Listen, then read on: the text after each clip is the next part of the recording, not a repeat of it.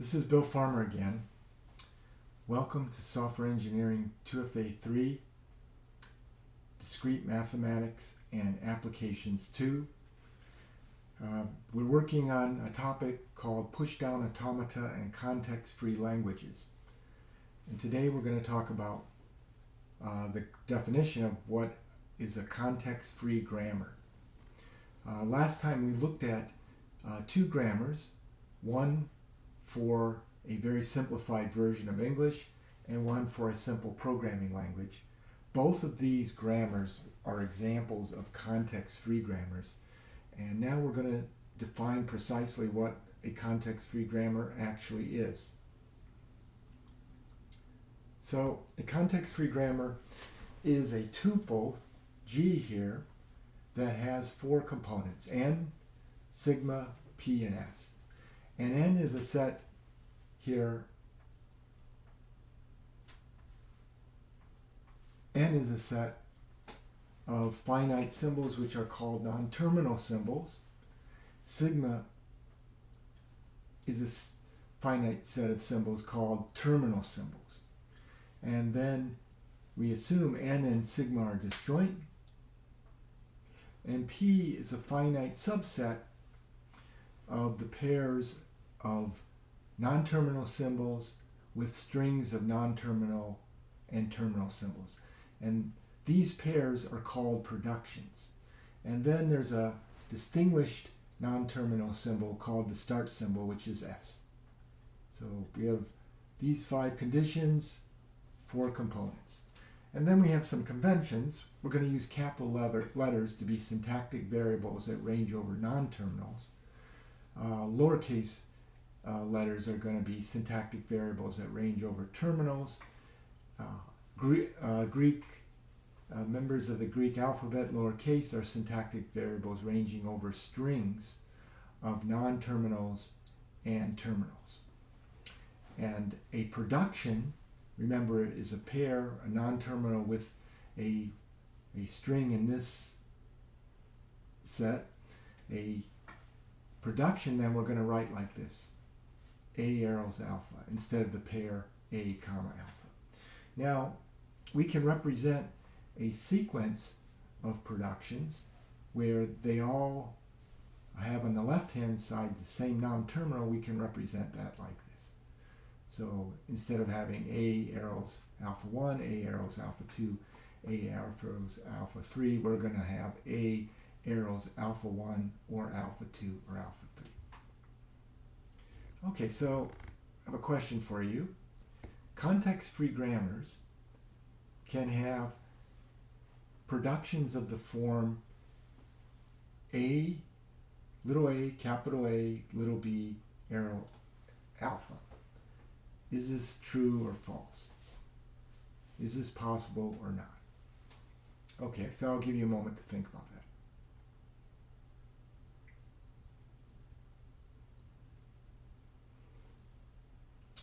Okay, now that you've had some time to think about it, context-free grammars cannot have productions of this form.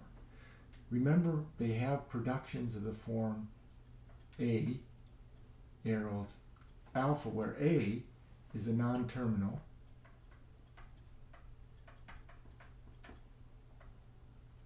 and alpha here is a member of the non-terminals and terminals, it's a member of all strings of non-terminals and terminals. So here, we don't just have a non-terminal, we have a terminal followed by a non-terminal followed by a terminal. So we will see that this is a different kind of production because we're going to basically apply this production only when the non-terminal is in the context of being between A and B. Context-free grammars are grammars where we don't require or we don't allow productions that depend on non-terminals being in a particular context. That's why they are called context-free. Okay, so there's a bunch of definitions we have to say. We're going to say beta is derivable from alpha in one step, which we write like this, if beta here can be attained from alpha by replacing some occurrence of a non-terminal A in alpha with the result gamma, where we have A arrows gamma, A goes to gamma, is a production. So that is basically a single step in our derivation, and then we can define n steps or any number of steps as follows. 0 steps means we start with alpha and we stay with alpha. N plus 1 means we start with alpha, we go to beta by first going from alpha to gamma in n steps, followed from gamma to beta in 1 step. And we've already defined this, and this is defined.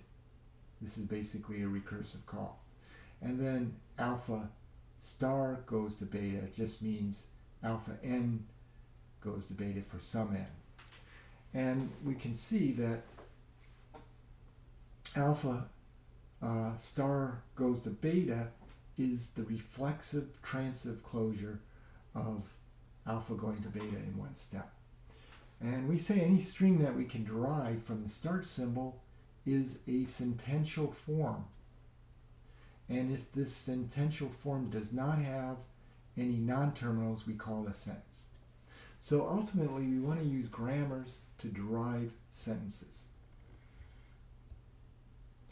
So the language generated by one of these context-free grammars, which we write like this, it's going to be the set of all strings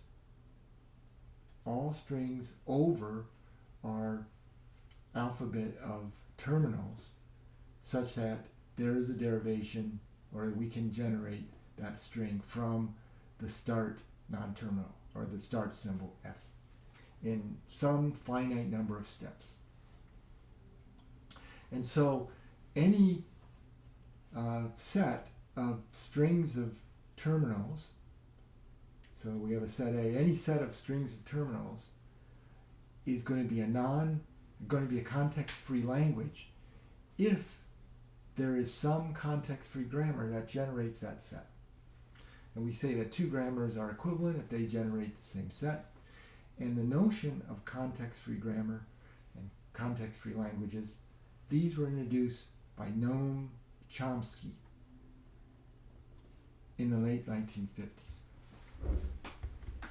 Okay, so let's look at some examples. We're going to look at two simple examples to start with. The first is the set of a to the n, b to the n, where n is some natural number.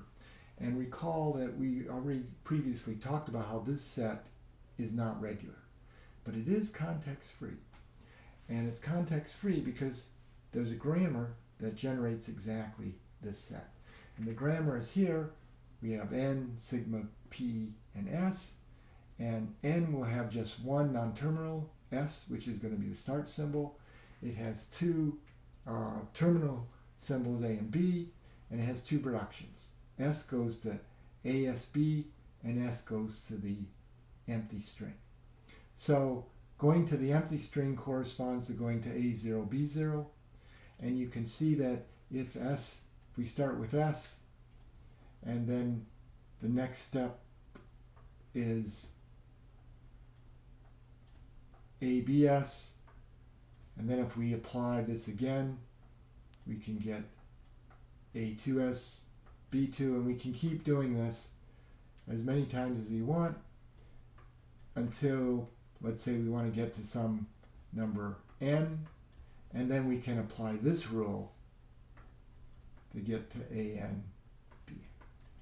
So it's pretty obvious that the language of this grammar is the language that we're interested in. And therefore, this language is a context-free language. And as we noted previously, it is not a regular language.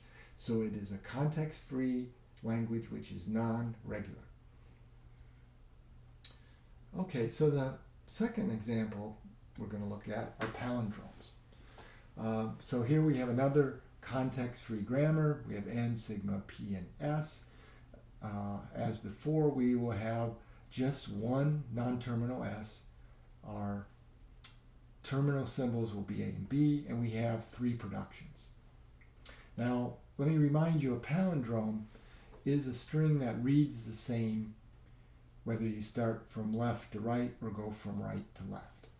And so what these productions say is that if I start with something as a start symbol, I can go to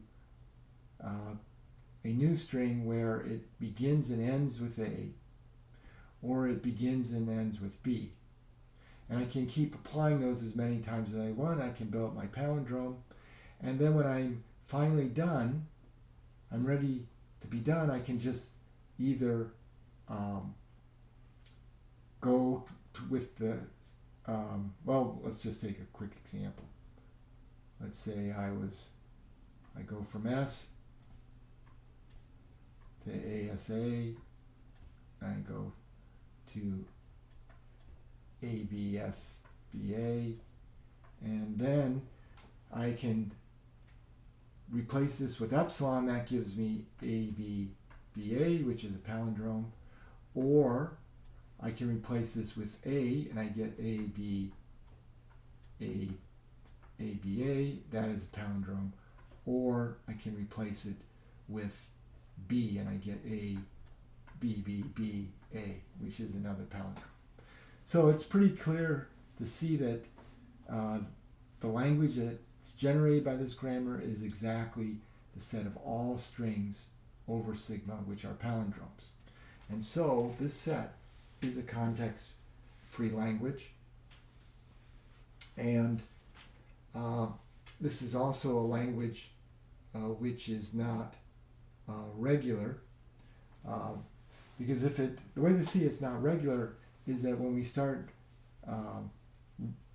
trying to accept a palindrome, we can keep, if we're accepting this palindrome, we can accept A, accept B, but at some point we have to decide when to start accepting the last half of the palindrome. And we have to remember what the first half looked like, and that takes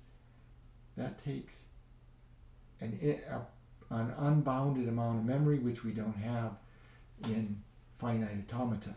So this is again a language which is context-free and non-regular. Okay, so we're going to stop here today.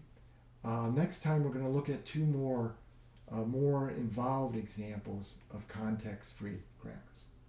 So thank you very much. See you next time.